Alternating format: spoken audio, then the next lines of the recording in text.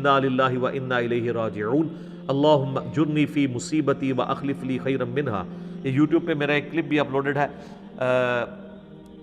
غم کی خبر کو خوشی میں بدلنے کی دعا، تو اس میں نے اس کو ڈسپلے بھی کروایا نیچے.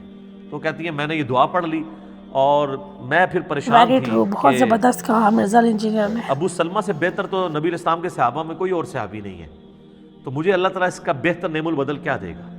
تو کہتے ہیں جیسے میری عدت پوری ہوئی تو نبی علیہ السلام میرے پاس آئے اور انہوں نے میرے سامنے اس خواہش کا اظہار کیا کہ میں تمہیں اپنے عقد میں لینا چاہتا ہوں. تو کہتی ہے میں نے کہا مجھے واقعی نعم البدل مل گیا، اور ام المومنین بنی ہیں 64 ہجری میں فوت ہوئی ہیں، واقعہ کربلا کے بھی 3 سال بعد فوت ہوئی ہیں. نبی علیہ السلام کی وفات کے بعد یہ 53 سال زندہ رہی ہیں. اتنی لمبی عمر کسی اور امہات المومنین میں سے کسی نے نہیں پائی. سب سے آخر میں حضور کی جو بیوی فوت ہوئی ہیں ام سلمہ ہے. اور اہل بیت کی شان میں اور کربلا سے ریلیٹڈ جتنی احادیث ہیں نا وہ آلموسٹ ام سلمہ نے روایت کی ہوئی ہیں. نبی علیہ السلام کی یہ بڑی لاڈلی ترین بیویوں میں سے ام سلمہ سلام اللہ علیہا ورضی اللہ تعالی عنہا.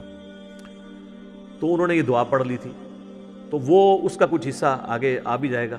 اللہ تعالیٰ نیک بندوں کی نشانی بتائے گا کہ وہ جب بھی ان پہ کوئی تکلیف آتی ہے تو وہ یہی کہتے ہیں انا للہ و انا الیہ راجعون. تو پہلا صبر ہے تکلیفوں پہ. دوسرا صبر ہے جو اللہ نے آپ پہ پابندیاں لگا دی ہیں فرائض کی. نماز پڑھنی ہے،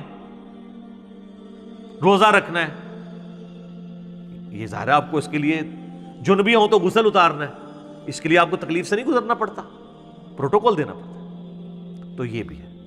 اور تیسرا صبر ہے حرام چیزوں سے بچنے پہ. آنکھوں کی حفاظت کرنا، اس کو حرام سے بچانا، اس کے لیے صبر کرنا پڑتا ہے.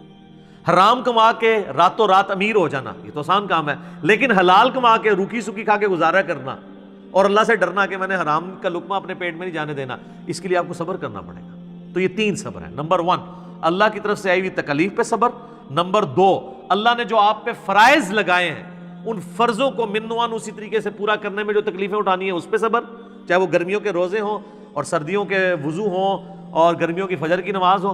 اور تیسرا اللہ تبارک و تعالیٰ نے جو حرام سے بچنے کے لیے آپ کو ایمفسائز کیا ہے اور اٹریکشن بھی رکھ دی اس حرام کے اندر، تو صبر کرنا پڑے گا نا. اٹریکشن تو ہے ہر حرام چیز میں. مسلم شریف میں حدیث ہے اللہ تعالیٰ نے جنت کو ناگوار چیزوں سے ڈھانپ دیا ہے اور جہنم کو، دوزخ کو خوشگوار چیزوں سے ڈھانپا ہوا ہے. یعنی دنیا میں ہر خوشگوار چیز دوزخ کی طرف لے جاتی ہے اور ہر ناگوار چیز جنت کی طرف لے جاتی ہے. اب وہ ناگوار کی ہرڈلز جو عبور کرے گا نا تو جنت تک پہنچے گا. یہ ہے وہ چیز. اس پہ ہر گھنٹوں بولا جا سکتا ہے. میرا ایک لیکچر ضرور سنیں، میں نے ان ساری چیزوں کو اس میں بریف کیا ہے. مسئلہ 120 سورۃ الفرقان سے اللہ کے صحیح اولیاء کی 12 خصوصیات کیا ہیں وہ میں نے بیان کی ہے. اس میں نے کافی ساری حدیثیں بیان کی تھی. آج مان لی کہ میں ان کی طرف جاؤں، ان آیات کو کور کر لیتے ہیں. وَلَنَبْلُوَنَّكُمْ بِشَيْءٍ مِّنَ الْخَوْفِ وَالْجُوعِ، اور ہم ضرور آزمائیں گے تمہیں تھوڑے سے خوف سے، تھوڑی سی بھوک سے، وَنَقْصٍ مِّنَ الْأَمْوَالِ، اور تمہارے مال میں نقصان کے ذریعے، وَالْأَنفُسِ وَالثَّمَرَاتِ، اور تمہاری جانوں میں نقصان کے ذریعے، اور تمہارے پھلوں میں جو تمہارے پاس ایسٹس ہیں یا تمہاری کھیتی ہے کوئی بھی چیز.